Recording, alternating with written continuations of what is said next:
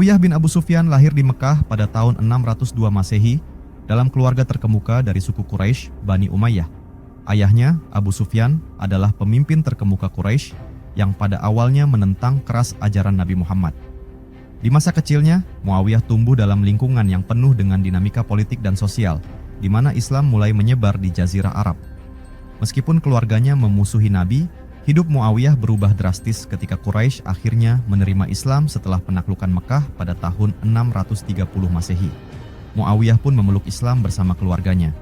Muawiyah kemudian melibatkan diri dalam berbagai kegiatan penting di masa Nabi Muhammad. Ia bekerja sebagai penulis wahyu, tugas yang sangat penting dan memperlihatkan kepercayaan Nabi terhadap kemampuannya. Setelah wafatnya Nabi Muhammad pada tahun 632 Masehi, Muawiyah tetap aktif dalam politik di bawah kekhalifahan Abu Bakar dan Umar bin Khattab. Berkat kecakapan dan keterampilannya, ia diangkat sebagai gubernur di wilayah Syam, Suriah. Posisi yang kemudian menjadi kunci dalam karir politiknya. Sebagai gubernur Syam, Muawiyah menunjukkan kemampuan luar biasa dalam mengatur dan memimpin. Di bawah kepemimpinannya, Syam menjadi wilayah yang stabil dan makmur, serta memiliki pasukan yang kuat. Popularitas dan pengaruhnya terus meningkat, terutama setelah ia berhasil mempertahankan Syam dari ancaman luar, termasuk dari Kekaisaran Bizantium. Namun, kekacauan politik mulai muncul setelah terbunuhnya Utsman bin Affan, khalifah ketiga. Muawiyah, sebagai kerabat Utsman, menuntut keadilan atas kematiannya. Ketika Ali bin Abi Thalib menjadi khalifah, Muawiyah menolak memberikan baiat, sumpah setia, dan terjadilah Perang Siffin pada tahun 657 Masehi antara pasukan Ali dan Muawiyah. Konflik ini dikenal sebagai bagian dari fitnah pertama, Perang Saudara Islam yang pertama. Meski tidak ada pemenang yang jelas, pertempuran ini mempertegas perpecahan dalam dunia muslim. Setelah Ali dibunuh pada tahun 661 Masehi, putranya Hasan bin Ali menjadi khalifah. Namun, Muawiyah berhasil mencapai kesepakatan dengan Hasan untuk menyerahkan kekhalifahan kepadanya, dengan janji menghentikan perang dan menjaga perdamaian di kalangan umat Islam. Dengan kesepakatan ini, Muawiyah secara resmi diakui sebagai khalifah, dan ia memulai era baru dengan mendirikan dinasti Umayyah. Sebagai khalifah, Muawiyah mengalihkan ibu kota kekhalifahan dari Madinah ke Damaskus, di mana ia memimpin dengan gaya yang lebih sentralistik dan otoriter dibandingkan para khalifah sebelumnya. Ia memperkuat angkatan bersenjata, memperluas wilayah kekuasaan Islam ke barat dan timur, serta menjalin hubungan diplomatik yang kuat dengan berbagai kerajaan. Muawiyah juga mengatur sistem administrasi dan perpajakan yang efisien, menjadikan pemerintahannya terkenal akan kestabilan dan kemakmuran.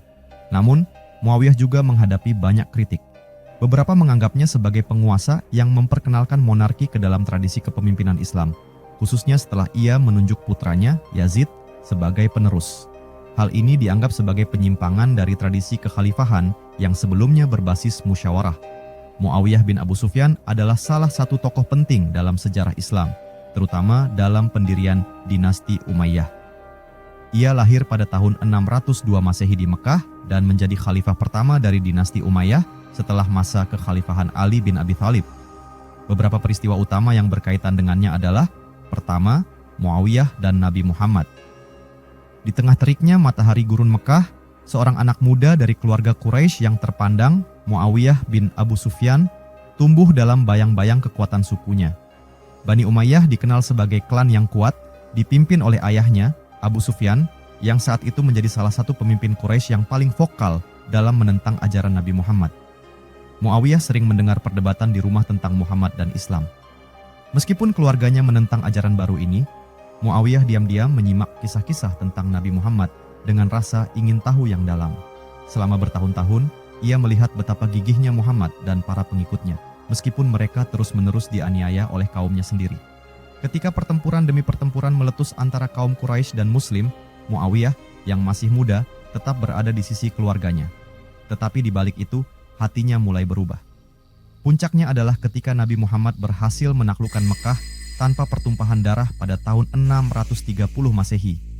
Muawiyah dan keluarganya, termasuk Abu Sufyan, menyaksikan dengan takjub bagaimana Nabi memperlakukan penduduk Mekah dengan penuh kebaikan, tanpa dendam.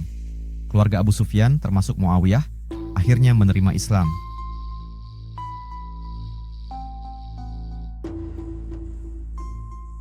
Setelah masuk Islam, Muawiyah mulai dekat dengan Nabi. Berkat kecerdasannya, Nabi Muhammad memberinya tugas penting sebagai penulis wahyu. Suatu hari, ketika Nabi Muhammad duduk bersama para sahabat, ia memanggil Muawiyah. "Muawiyah," panggil Nabi dengan lembut. "Ya Rasulullah," jawab Muawiyah sambil mendekat. Suaranya dipenuhi dengan rasa hormat. "Aku ingin kau menulis," ucap Nabi. Nabi menyampaikan wahyu yang baru ia terima, dan Muawiyah dengan penuh hati-hati mulai mencatat kata-kata suci itu. Tangannya bergerak cepat namun penuh perhatian, memastikan setiap kata tertulis dengan tepat. Setelah selesai, Nabi Muhammad menatap Muawiyah dengan penuh kebijaksanaan. "Kau melakukan tugas ini dengan baik, Muawiyah. Teruslah bekerja dengan penuh kesungguhan, karena ini adalah amanah yang besar." Muawiyah mengangguk dengan khidmat. Di balik ketenangan wajahnya, Muawiyah merasakan beban tanggung jawab besar yang kini berada di pundaknya. Setiap huruf yang ditulisnya bukan sekadar kata-kata biasa, melainkan firman dari Allah Subhanahu wa Ta'ala yang akan menjadi pedoman umat Islam selamanya. Dalam hari-hari berikutnya, hubungan Muawiyah dengan Nabi Muhammad semakin erat. Meski ia tidak termasuk sahabat yang selalu berada di sekitar Nabi, Muawiyah tetap menjalankan tugasnya dengan penuh dedikasi. Suatu sore, setelah selesai menulis wahyu, Muawiyah duduk bersama Nabi. "Rasulullah," ucapnya pelan, "bagaimana saya bisa lebih bermanfaat untuk umat?" Nabi Muhammad menatapnya lembut, kemudian berkata, "Setiap orang punya perannya, Muawiyah. Kau diberi akal yang cerdas dan kemampuan memimpin. Kelak, Allah Subhanahu wa Ta'ala mungkin menempatkanmu dalam posisi untuk memimpin banyak orang. Jika itu terjadi, ingatlah untuk selalu adil dan bertindak demi kebaikan umat, bukan demi dirimu sendiri." Kata-kata itu terus terngiang di telinga Muawiyah. Ia merasa bahwa Nabi Muhammad tidak hanya memberikan nasihat, tetapi juga semacam petunjuk akan masa depan yang menantinya. Di bawah bimbingan Nabi, Muawiyah tidak hanya belajar tentang Islam sebagai agama, tetapi juga tentang kepemimpinan, keadilan, dan tanggung jawab. Muawiyah terus menjalankan perannya dengan penuh kesungguhan sampai wafatnya Nabi Muhammad. Kehidupannya setelah itu penuh dengan peristiwa politik yang membentuk dunia Islam. Namun, Muawiyah selalu mengingat kata-kata Nabi, terutama nasihat tentang keadilan dan tanggung jawabnya sebagai seorang pemimpin. Demikianlah kisah Muawiyah bersama Nabi Muhammad, di mana hubungan mereka bukan hanya sekadar seorang penulis wahyu dengan seorang nabi, tetapi juga seorang murid yang belajar banyak hal dari gurunya yang agung. Kedua, Perang Saudara Islam, fitnah pertama. Setelah wafatnya Khalifah Utsman bin Affan pada tahun 656 Masehi, dunia Islam terjerumus ke dalam kekacauan. Di tengah gejolak itu, Ali bin Abi Thalib diangkat sebagai khalifah keempat. Namun, di balik kesetiaan banyak umat Islam kepadanya, ada perpecahan yang mulai mengoyak persatuan. Di Syam, Muawiyah bin Abu Sufyan, gubernur yang telah lama memimpin wilayah tersebut, menolak memberikan baiat kepada Ali. Muawiyah adalah kerabat Utsman dan merasa bahwa kematian Utsman harus ditebus sebelum ia bisa mengakui Ali sebagai pemimpin. Situasi ini semakin memanas ketika Muawiyah, dengan dukungan dari pasukan Syam, mengangkat panji penentangan terhadap kekhalifahan Ali. Muawiyah berdiri di depan pasukannya, suaranya bergetar penuh emosi saat ia berbicara. "Kami menuntut keadilan atas kematian Utsman." Teriaknya, pandangannya menelusuri wajah-wajah prajuritnya. Bagaimana mungkin kita tunduk pada seorang khalifah yang tidak menghukum pembunuh Utsman? Keadilan harus ditegakkan. Di sisi lain, Ali bin Abi Thalib, seorang pemimpin yang dikenal karena kesalehan dan kebijaksanaannya, menyadari bahwa konflik ini tidak bisa diselesaikan hanya dengan kekerasan. Namun, ia juga paham bahwa Muawiyah tidak akan mundur begitu saja. Melalui utusannya, ia mencoba berdialog dengan Muawiyah, tetapi semua usaha untuk berdamai berakhir buntu. Di tengah situasi yang semakin memanas, kedua belah pihak akhirnya bersiap untuk bertemu di medan pertempuran di tepi sungai Eufrat, di sebuah tempat bernama Siffin. Perang Saudara Islam yang pertama, yang dikenal sebagai Perang Siffin, tak terhindarkan. Pasukan Ali dan pasukan Muawiyah berkumpul dalam jumlah besar, siap untuk mempertaruhkan segalanya. Saat fajar menyingsing, Ali berdiri di antara pasukannya. Ia tahu bahwa pertempuran ini bukanlah yang ia inginkan, tetapi ia juga sadar bahwa ia tidak bisa membiarkan umat Islam terpecah tanpa memberikan perlawanan. Ali memandang pasukannya dengan tatapan tegas, namun penuh kesedihan. "Wahai kaum muslimin," ucapnya dengan suara dalam, "kita tidak berperang untuk kekuasaan, melainkan untuk kebenaran. Biarlah Allah Subhanahu wa Ta'ala menjadi saksi atas niat kita. Jika kita harus berperang, maka lakukanlah dengan niat yang suci. bukan karena ambisi atau kebencian.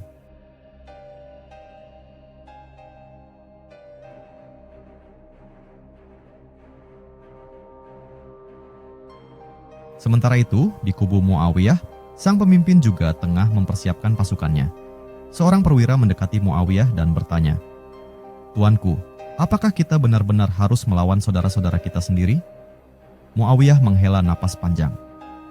"Aku tidak menginginkan ini," jawabnya. "Tetapi keadilan untuk Utsman tidak boleh diabaikan. Ini bukan sekadar soal kekhalifahan, ini soal menegakkan kebenaran." Pertempuran pun pecah. Selama berhari-hari, kedua belah pihak saling bertempur dengan sengit. Ratusan, bahkan ribuan prajurit jatuh di kedua sisi. Namun, tidak ada pihak yang mampu meraih kemenangan mutlak. Darah para muslim tumpah di medan perang yang seharusnya dipersatukan oleh iman yang sama. Hati setiap prajurit terbelah antara kesetiaan mereka kepada pemimpin dan rasa sesal atas perpecahan yang terjadi di antara saudara-saudara seiman. Suatu malam, setelah pertempuran yang melelahkan, kedua pasukan mundur untuk beristirahat. Di kemahnya, Ali duduk merenung. Salah satu sahabatnya, Malik al-Ashtar, mendekatinya. "Wahai Amirul Mukminin," Malik berkata dengan suara penuh hormat, "mengapa ini harus terjadi? Mengapa Muawiyah begitu keras kepala?" Ali menatap sahabatnya dengan mata yang berat. "Setiap manusia memiliki jalannya sendiri, Malik. Muawiyah adalah seorang pemimpin yang cerdas, tetapi ambisinya mengaburkan pandangannya.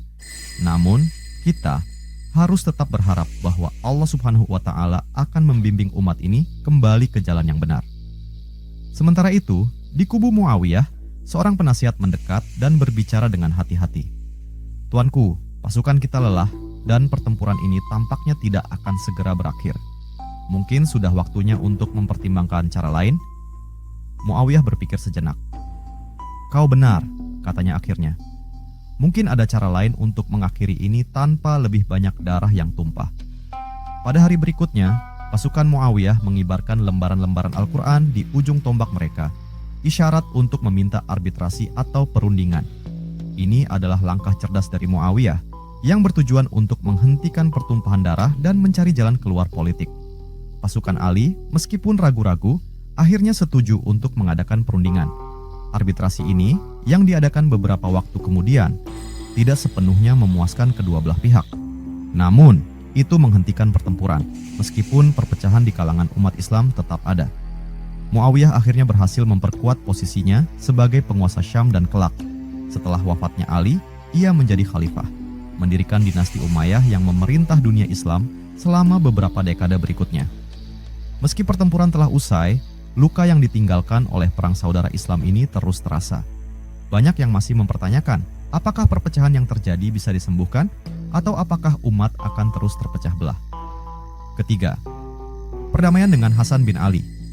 Setelah wafatnya Ali bin Abi Thalib pada tahun 661 Masehi, dunia Islam sekali lagi berada di persimpangan jalan. Hasan bin Ali, putra tertua Ali, diangkat menjadi khalifah oleh para pendukung ayahnya di Kufah. Hasan, seorang pria yang dikenal karena kesalehannya, bukanlah seseorang yang mencari kekuasaan untuk dirinya sendiri. Ia menyadari bahwa umat Islam sudah terlalu lama terpecah belah akibat perang saudara yang berkepanjangan. Di sisi lain, Muawiyah bin Abu Sufyan, gubernur Syam, yang telah lama menentang kepemimpinan Ali, merasa bahwa inilah saatnya untuk mengklaim kekhalifahan. Muawiyah, dengan kekuatan besar yang ia bangun selama bertahun-tahun di Syam, bersiap untuk menghadapi Hasan di medan perang, sebagaimana ia sebelumnya berhadapan dengan Ali. Namun, pertempuran yang akan datang ini dirasakan oleh banyak orang sebagai langkah yang bisa semakin memperparah perpecahan umat. Di Kufah, Hasan duduk merenung dalam kesunyian kamarnya, memikirkan situasi yang sulit dihadapinya. Seorang penasihatnya, Qais bin Sa'ad, masuk dengan langkah cepat. "Wahai Hasan," ucapnya dengan suara prihatin, "Muawiyah sedang mempersiapkan pasukannya di Syam. Apakah kita akan menghadapi perang lagi?" Hasan menatap Qais dengan mata yang penuh kesedihan. "Aku tahu, Qais, tapi tidakkah kau lihat? Umat ini telah kehilangan terlalu banyak darah. Apakah kita akan terus membiarkan mereka saling membunuh hanya demi kekuasaan?" Qais mengerutkan dahi. "Tapi ini adalah hakmu, wahai putra Ali." umat Islam telah mengangkatmu sebagai khalifah. Apakah engkau akan menyerah begitu saja kepada Muawiyah?" Hasan diam sejenak, kemudian ia berbicara dengan suara yang penuh keyakinan. "Kekhalifahan bukanlah tujuan hidupku, Qais. Apa gunanya kekuasaan jika umat Islam terus tercerai-berai? Muawiyah dan aku harus mencari jalan lain."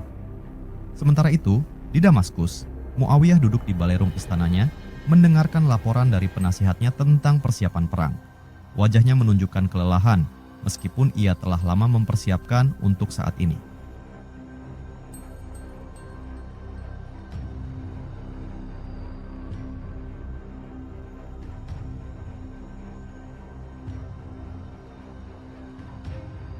Di dalam hatinya, ia tahu bahwa konflik ini tidak bisa terus berlanjut. Seorang utusan masuk dan berbisik kepada Muawiyah.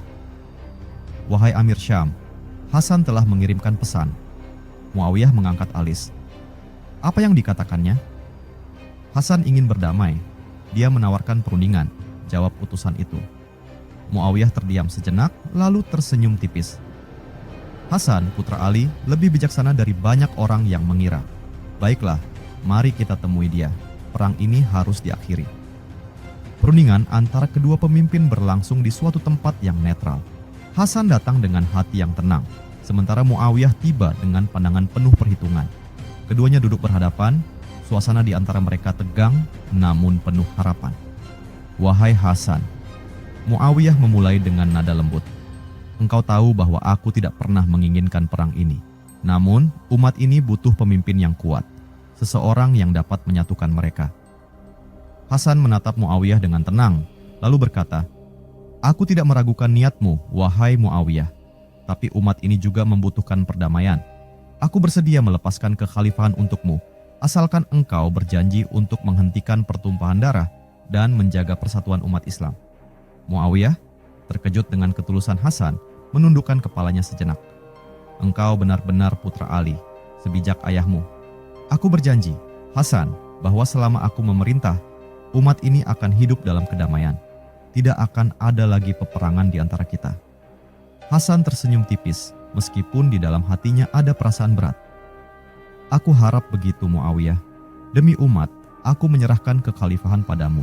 Tapi ingatlah, kekuasaan adalah amanah dari Allah Subhanahu wa Ta'ala, dan itu harus dipakai dengan keadilan." Kesepakatan antara keduanya tercapai. Hasan menyerahkan kekhalifahan kepada Muawiyah dengan syarat-syarat tertentu, termasuk jaminan bahwa kekerasan akan dihentikan dan hak-hak umat Islam akan dihormati. Muawiyah menerima penyerahan ini dengan janji untuk memimpin dengan adil. Ketika kabar perdamaian ini menyebar ke seluruh wilayah Islam, banyak yang terkejut, namun kebanyakan bersyukur. Akhirnya, setelah bertahun-tahun perang dan perpecahan, ada harapan bagi persatuan. Hasan kembali ke Madinah, meninggalkan dunia politik dan memilih hidup dalam kedamaian. Sementara Muawiyah mengambil alih kekhalifahan dan memulai masa pemerintahannya sebagai khalifah pertama dinasti Umayyah. Namun, sebelum berpisah, Muawiyah memandang Hasan sekali lagi dan berkata dengan suara yang lebih lembut, "Hasan, engkau telah menyelamatkan umat ini dari perpecahan yang lebih dalam. Aku akan selalu mengingat kebaikanmu." Hasan mengangguk dan menjawab, "Ingatlah janjimu, Muawiyah. Umat ini milik Allah Subhanahu wa Ta'ala, bukan milikmu atau milikku." Perdamaian ini membawa stabilitas sementara, dan meskipun nantinya konflik akan muncul kembali, terutama di masa pemerintahan Yazid, Muawiyah dan Hasan telah mencatat sejarah dengan langkah perdamaian yang mereka capai, yang dikenal sebagai Tahun Jamaah, A'am al-Jamaah, masa persatuan umat Islam setelah perpecahan panjang. Keempat, pendiri dinasti Umayyah.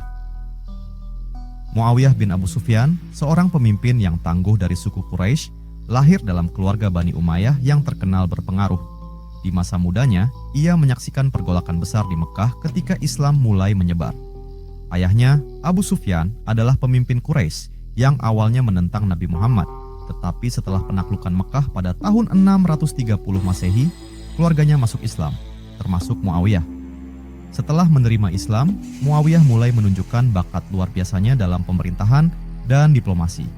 Ia diangkat oleh Khalifah Umar bin Khattab sebagai gubernur Syam, Suriah, pada tahun 639 Masehi.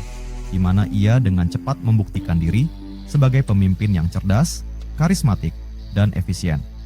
Di bawah kepemimpinannya, Syam berkembang menjadi wilayah yang stabil dan kuat, sementara ia terus memperluas pengaruhnya. Namun, perjalanannya menuju puncak kekuasaan Islam dimulai setelah terbunuhnya Khalifah Utsman bin Affan. Sebagai kerabat Utsman, Muawiyah menuntut keadilan atas kematiannya. Ia menolak memberikan baiat kepada Ali bin Abi Thalib, khalifah yang menggantikan Utsman, karena merasa Ali tidak menghukum pelaku pembunuhan Utsman dengan segera. Dari sinilah benih-benih perpecahan mulai tumbuh. Suatu hari di istananya di Damaskus, Muawiyah duduk bersama beberapa penasihatnya. Dengan mata yang tajam dan pikiran yang terus berputar, ia memandang mereka dengan penuh keyakinan. "Kita berada di ambang perpecahan yang besar," ucapnya dengan nada rendah tetapi tegas. Ali telah diangkat menjadi khalifah, namun umat ini terpecah karena kematian Utsman. Keadilan untuk Utsman belum ditegakkan, dan aku tidak bisa berdiam diri. Seorang penasihat mendekat berbicara hati-hati. "Tetapi, wahai Muawiyah, apakah engkau siap untuk menantang Ali? Dia adalah sepupu Rasulullah, seorang yang dihormati karena kesalehan dan ilmunya."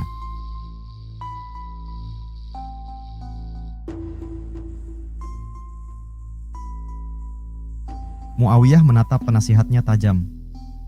"Aku tidak menentang Ali sebagai pribadi, tapi bagaimana bisa kita mengabaikan darah Utsman yang belum terbalas?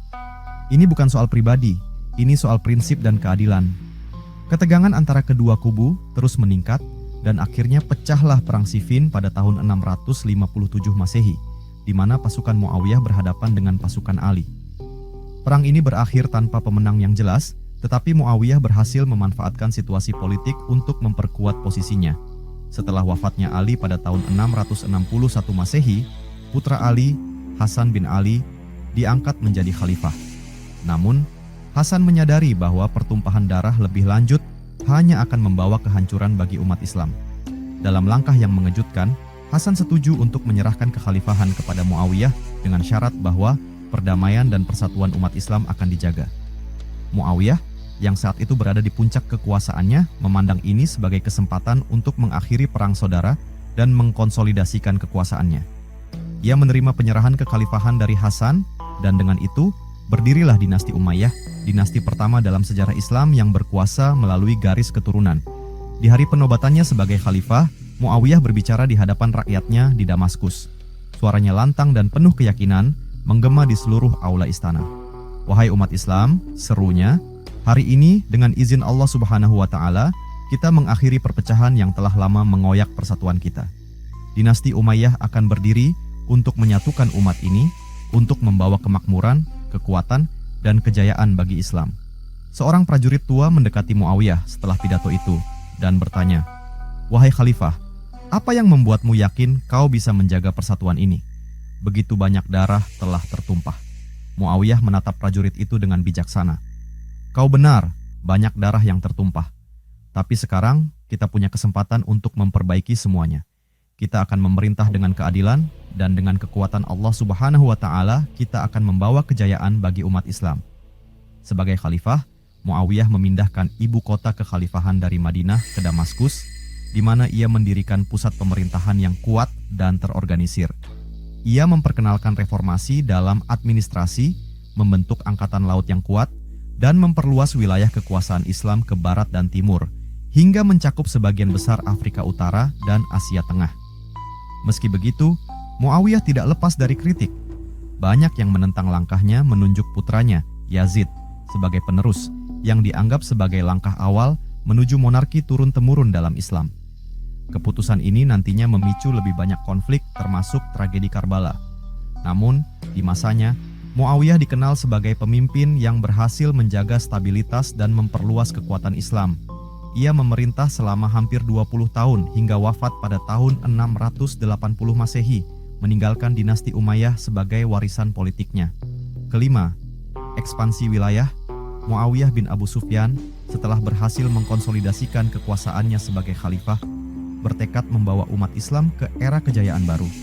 Sebagai pemimpin pertama dinasti Umayyah, ia tidak hanya ingin menjaga stabilitas internal setelah tahun-tahun perang saudara, tetapi juga melihat keluar batas kekhalifahan, ke tanah-tanah yang menanti untuk ditaklukkan. Dalam benaknya, visi untuk memperluas wilayah Islam melampaui Jazirah Arab dan menjangkau kekaisaran-kekaisaran besar yang ada di barat dan timur. Di istananya di Damaskus, Muawiyah memandang peta dunia yang terbentang di hadapannya. Ia menelusuri batas-batas wilayah kekhalifahan dengan jarinya, berhenti sejenak di Afrika Utara, kemudian melanjutkan ke timur, ke Persia, dan Asia Tengah. "Wahai Amirul Mukminin," suara Amr bin Ash, salah satu penasihat militernya, memecah keheningan. "Apa rencana berikutnya?" Muawiyah tersenyum tipis, tanpa mengalihkan pandangannya dari peta. "Dunia ini lebih luas dari yang pernah kita bayangkan, Amr.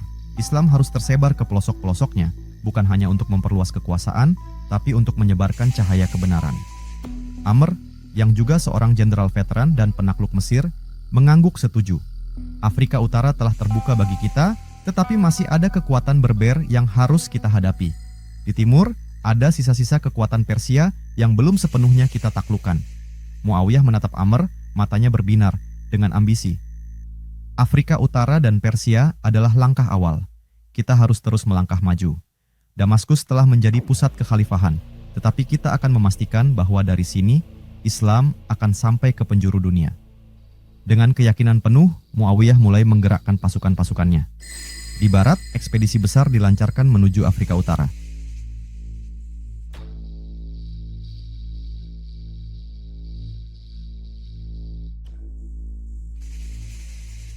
Muawiyah mengutus Uqbah bin Nafi, seorang jenderal tangguh, untuk memimpin pasukan Islam menaklukkan daerah-daerah yang masih dikuasai oleh bangsa Berber dan Kekaisaran Bizantium.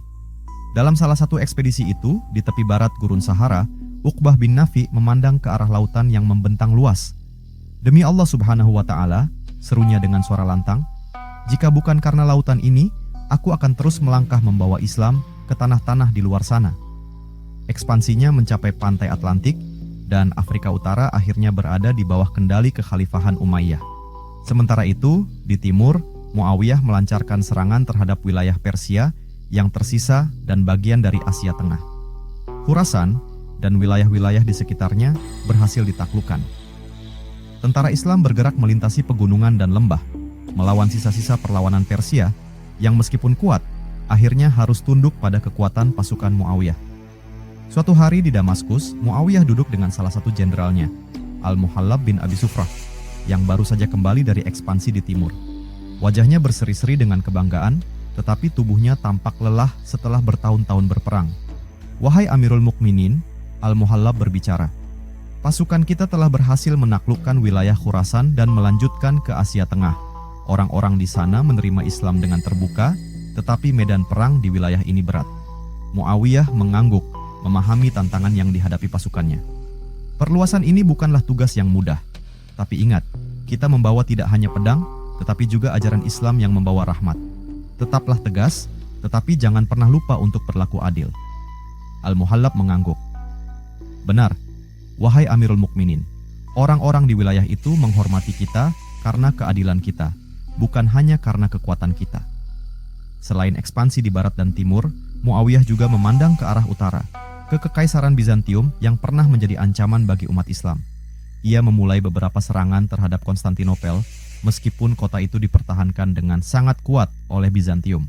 Meskipun serangan ini tidak menghasilkan kemenangan penuh, Muawiyah berhasil melemahkan kekuatan Bizantium dan memperkuat pertahanan di wilayah perbatasan, termasuk di Siprus dan Kreta. Suatu hari, di antara para penasihat dan jenderalnya, Muawiyah berbicara dengan keyakinan. "Konstantinopel adalah benteng yang sulit ditembus. Tapi kita tidak perlu terburu-buru. Suatu hari aku yakin kota itu akan jatuh ke tangan Islam.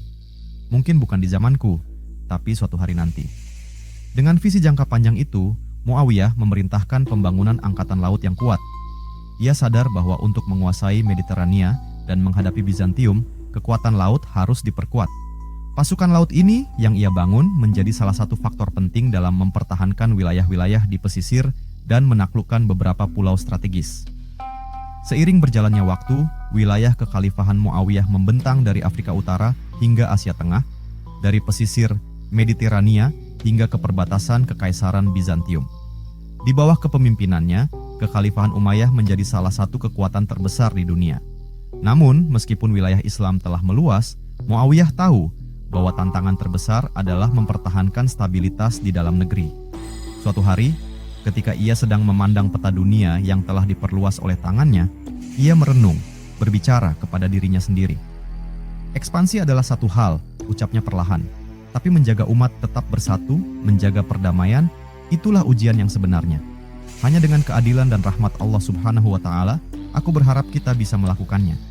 Muawiyah, dengan segala ambisinya, berhasil membawa Islam meluas ke berbagai penjuru dunia. Warisannya sebagai pendiri dinasti Umayyah bukan hanya tentang kekuasaan yang ia bangun, tetapi juga tentang visi besar untuk menyebarkan agama Islam dan menjaga umatnya tetap kuat dan bersatu. Muawiyah adalah sosok yang kontroversial dalam sejarah Islam. Di satu sisi, ia dipandang sebagai pemimpin yang sukses dalam menjaga kestabilan politik, namun di sisi lain, ia juga dianggap sebagai pemicu perpecahan politik antara Sunni dan Syiah.